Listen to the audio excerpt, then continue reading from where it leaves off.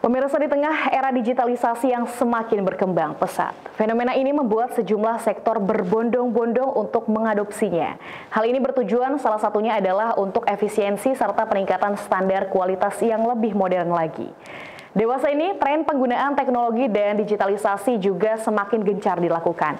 Mulai dari hal-hal yang sifatnya melekat dan berdampingan dengan kehidupan kita sehari-hari, seperti kebutuhan pendidikan, sosial, ekonomi, gaya hidup, hingga pada media yang kita gunakan untuk mengakses semua itu. Kini juga telah bertransformasi ke dalam sistem yang dirancang secara digital. Salah satu di antara media tersebut adalah televisi. Kontemporer industri siaran televisi nasional juga telah memasuki era baru melalui momentum migrasi siaran televisi analog ke siaran televisi digital atau yang disebut-sebut analog switch off atau ASO. Otomatis kondisi ini menjadikan masyarakat Indonesia telah masuk pada jenjang yang setara seperti masyarakat di belahan dunia lainnya yang sudah lebih dahulu mengalaminya. Sebelum membahas lebih jauh mengenai tren siaran televisi digital ini, kita harus tahu terlebih dahulu apa itu sebetulnya yang dimaksud dengan siaran televisi digital. Berikut kita akan ulas. Ya, pemirsa, televisi digital atau penyiaran digital merupakan jenis televisi yang menggunakan modulasi digital dan sistem kompresi untuk menyiarkan sinyal video, audio, dan data ke pesawat televisi yang memiliki resolusi yang jauh lebih tinggi dan luas dari standar lama. Keputusan pemerintah Indonesia untuk mengadopsi dan melakukan migrasi penyiaran digital menggantikan teknologi penyiaran analog telah dilakukan secara bertahap dan perlahan. Hal ini mengingat proses transisi ini memerlukan kesiapan infrastruktur dan aspek non-teknologis mulai dari kondisi sosial ekonomi, kesiapan masyarakat, hingga regulasi yang menjadi payung dan dasar hukum yang melandasi hal tersebut. Pemirsa, sebelum migrasi ini sepenuhnya dilaksanakan, pemerintah melalui Kementerian Kominfo telah menetapkan 3 rangkaian tahapan analog switch off ini sendiri, yang mana tahap pertama paling lambat itu dilaksanakan pada tanggal 30 April 2022, tahap kedua pada 25 Agustus 2022, dan kemudian tahap ketiga berdasarkan Undang-Undang Nomor 11 Tahun 2020 tentang Cipta Kerja menegaskan bahwa migrasi siaran televisi analog ke digital sepenuhnya dilakukan pada 2 November 2022 lalu.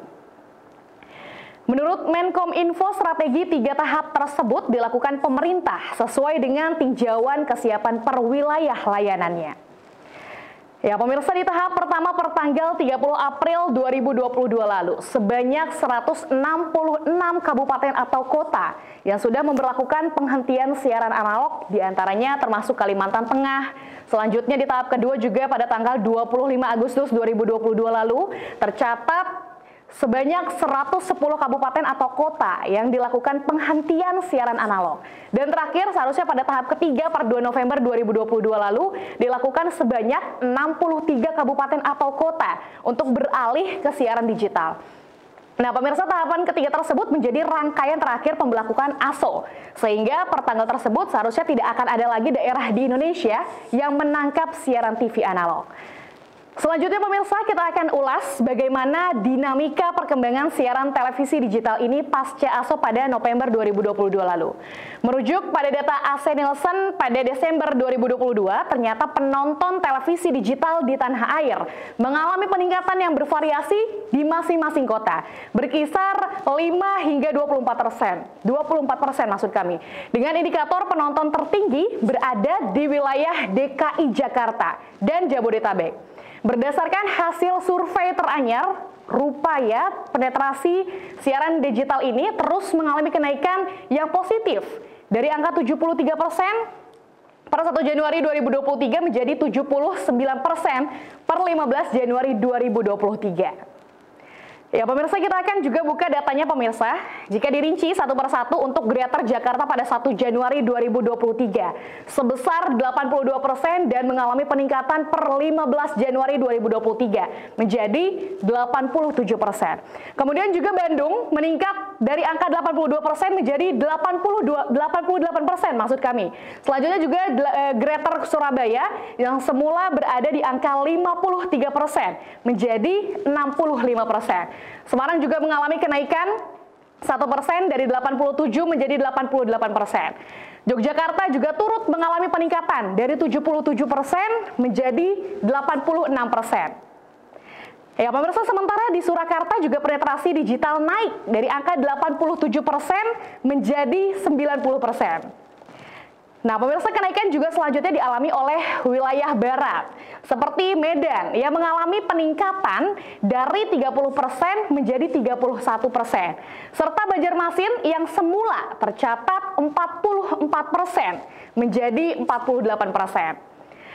Kenaikan tren siaran televisi digital yang terus mengalami peningkatan, Kementerian Kominfo menilai kondisi tersebut menjadi pertanda bahwa masyarakat Indonesia telah siap beralih ke siaran digital.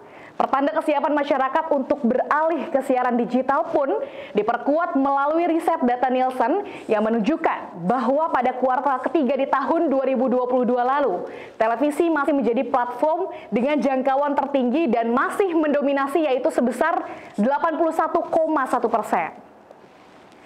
Dan rata-rata penetrasi digital secara keseluruhan tercatat sebesar 81%, yang komposisi di dalamnya menunjukkan bahwa masyarakat sudah melengkapi siaran TV digital secara mandiri.